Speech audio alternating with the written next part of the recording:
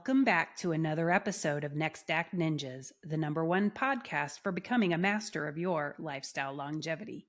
I'm your host, Rachael Van Pelt, and today I'm diving into a truly mind-blowing topic: longevity escape velocity. Imagine a future where every additional year you live adds more than a year to your life.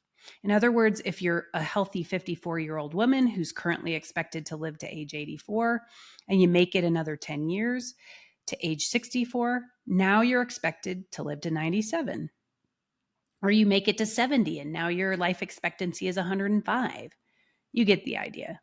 The state of the science and technology of longevity essentially is outpacing your lifespan.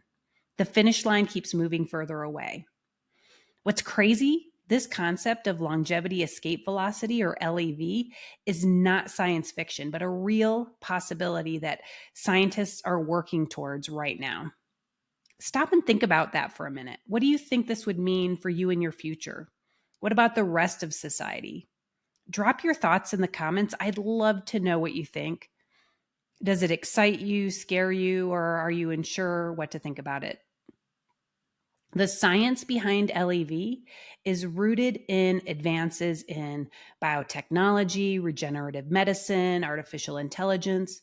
We're talking about the potential synergistic effects of multiple breakthroughs in stem cell therapy, gene editing, nanotechnology that could extend life faster than time is passing. The combined effect of advances in all of these technologies will likely lead to delayed or even reversed biological aging. It's pretty crazy if you really wrap your mind around it. Today, I might have about 30 years of my life left, but by simply living another decade, my odds of living an extra 50 years could go up dramatically due to these advances in longevity science and medical technology. I love this. I had kids late in life, so I never thought I'd live long enough to see my grandkids grow up. But what if I'm around to see my great grandkids?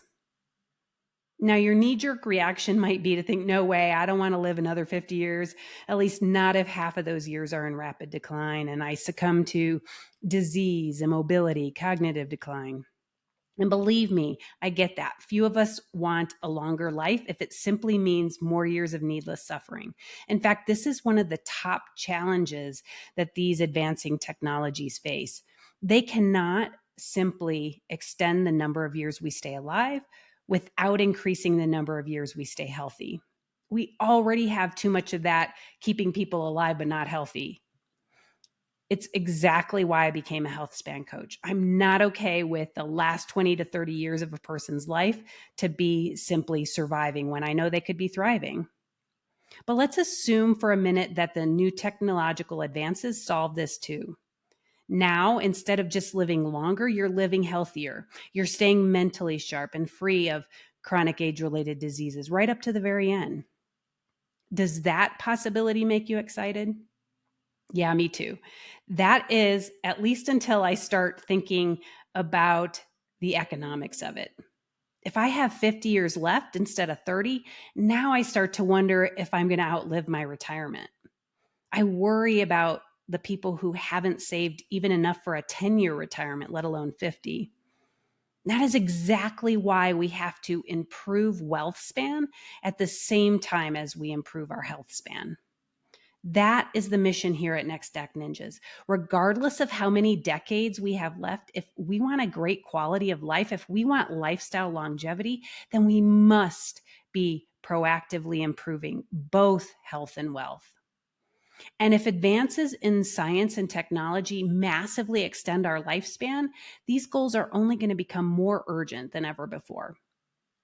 Now, look, I fully realize that there are significant ethical questions about extending human lifespan, including issues of overpopulation, resource allocation, social inequality.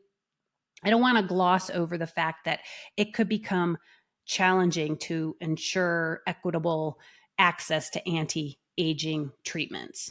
One of the primary concerns about such rapidly advancing technologies is that it may not be accessible to everyone, potentially widening the gap between the rich and the poor. Wealthier individuals might be able to afford those life-extending treatments, while those with fewer resources could be left behind. Likewise, there are already disparities among nations when it comes to access to new medical technologies. If developing nations already struggle to provide basic health care, how will they provide cutting-edge longevity treatments? That being said, technology does keep getting cheaper and cheaper, doesn't it? So just like we saw with personal computers and mobile phone technology, accessibility should improve dramatically over the coming decades. I mean, seriously, there are more than 17 billion mobile devices in the world today. And that's expected to increase to 19 billion by next year. Isn't that crazy?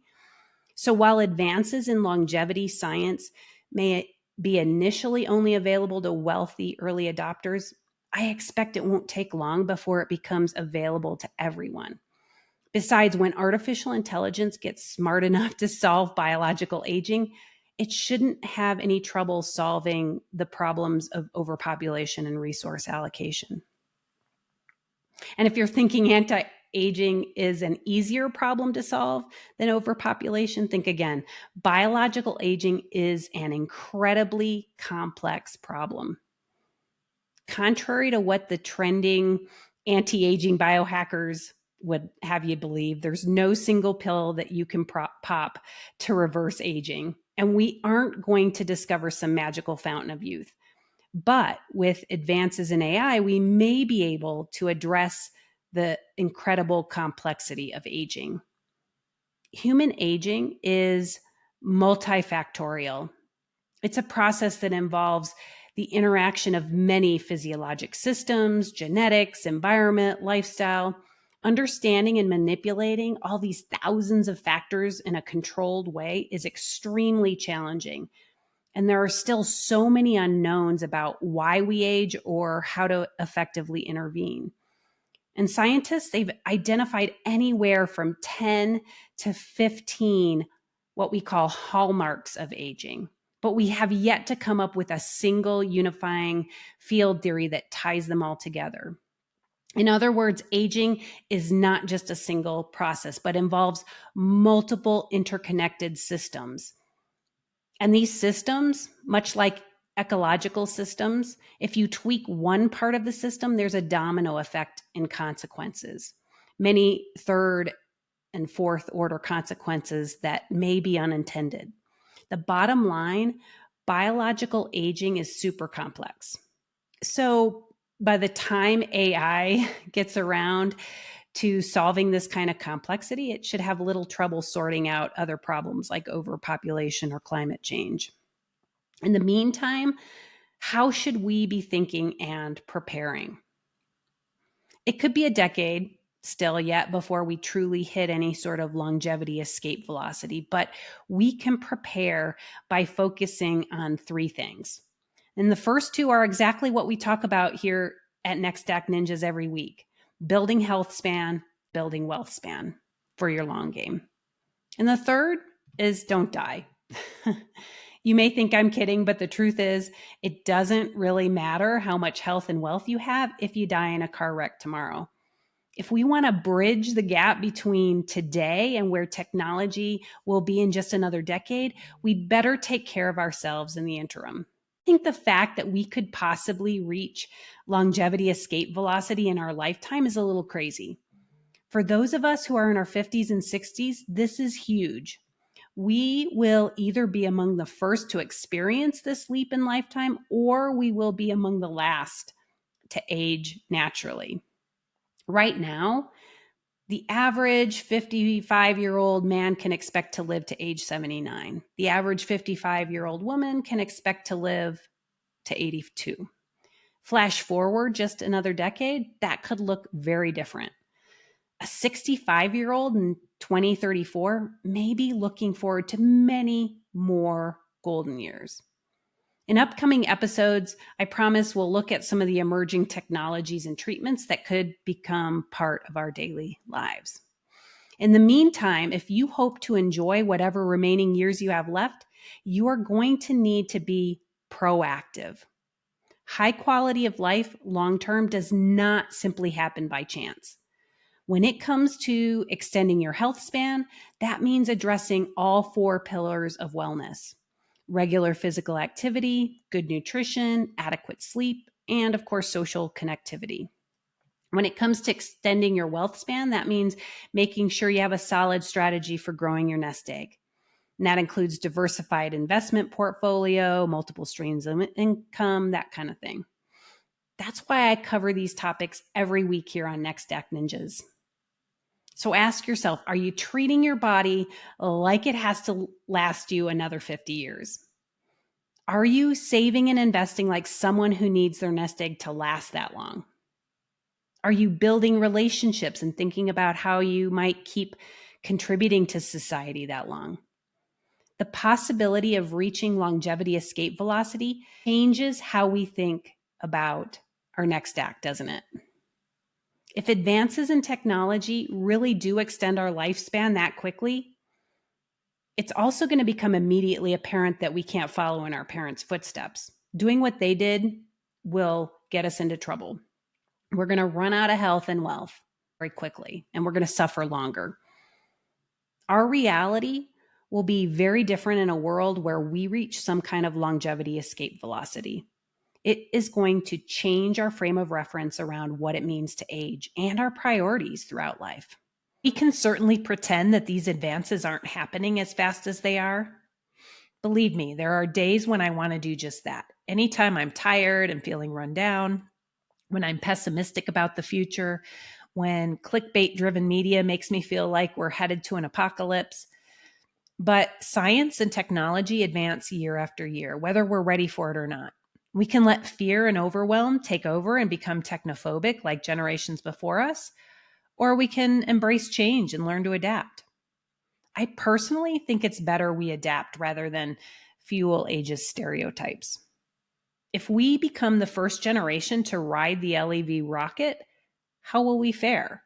Will we lead the way or will we languish? Will we end with a bang or a whimper? I think we owe it to the next generation to lead with gusto. And that means learning how to shift our mindset to think long game.